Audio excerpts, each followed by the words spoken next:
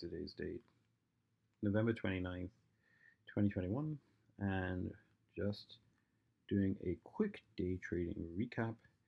Um, I actually did not trade, if that makes sense. I did watch the market, and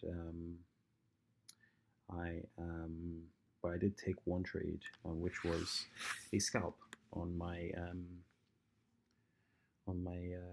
account. Oh my god, I can't even think anymore. I took a trade on my swing account, which is a very small balance in there.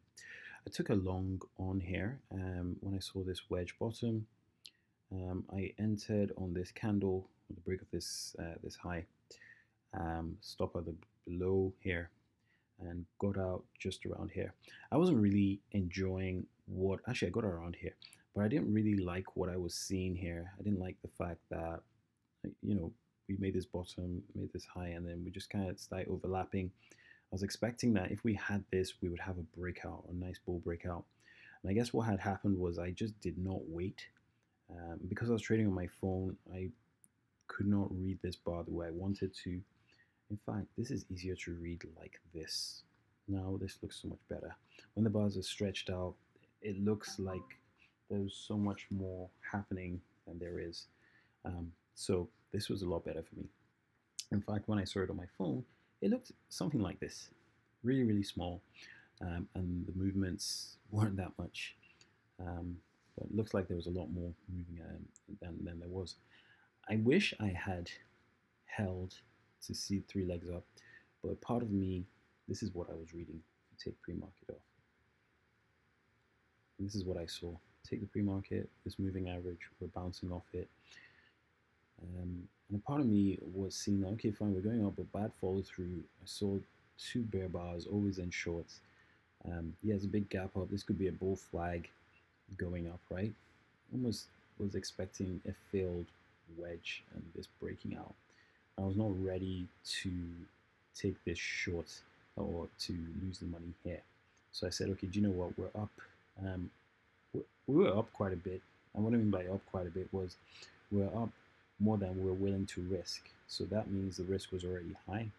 At that point, I thought, okay, I am ready to exit this trade based on what I was willing to risk. So I think it was 1-to-1 essentially. So I think I got in around here and I exited around here.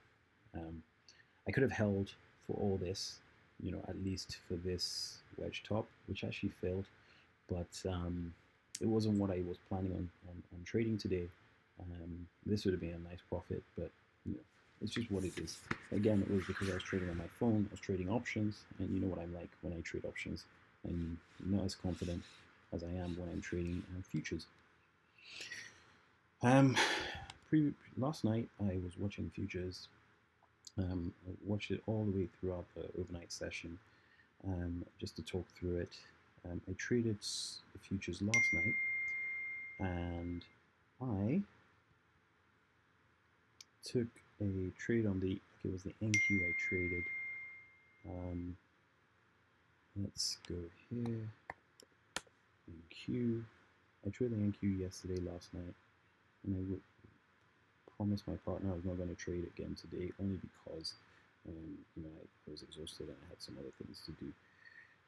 So prior to the open, I took some scalps over here, made half of my goal trading this. I was waiting for this to drop, and the reason why I was waiting for that was because this is what I saw. Then I saw this. Right? Then obviously we had a trading range. So when I saw this and I saw that we had spiked, pullback, channeled, and we're losing momentum, and now we're going into a trading range. So this was the bottom we were coming to. I took a short around here, and of course this then triggered till about 12 at night. So I was already tired at this point. When I saw this, I thought, oh dear.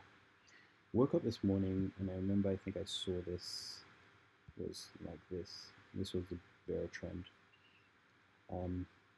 And then I think around 6 in the morning when I woke up, I was so tempted to take this short over here. Then we were probably going to come down here. And looking at it now, we bounced off the 2060. Whenever we do a bounce off the 2060 and we're not even testing the bottom of the range, it means we're going up into a bull trend. bounced off it, came up, and then we had three pushes up. One, two, three. After this bull breakout, pulled back, and as you can see, we had a double bottom.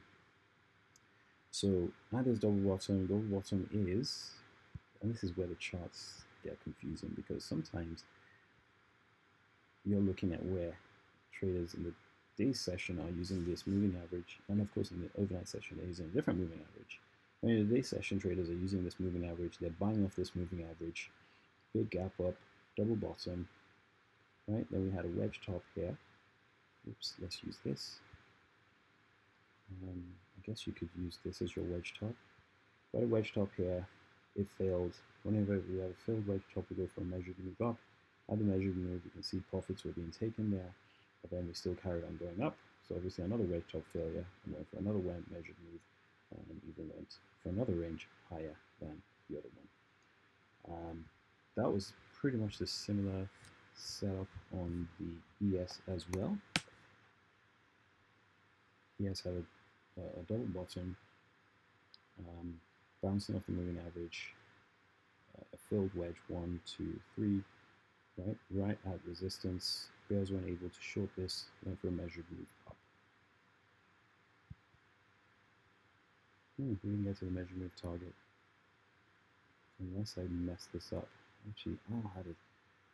Oh, this was the measured move target. Okay, maybe I messed this up. I have to look at what this blog says. Doesn't matter.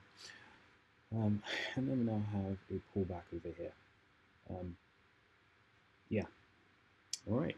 That was trading today.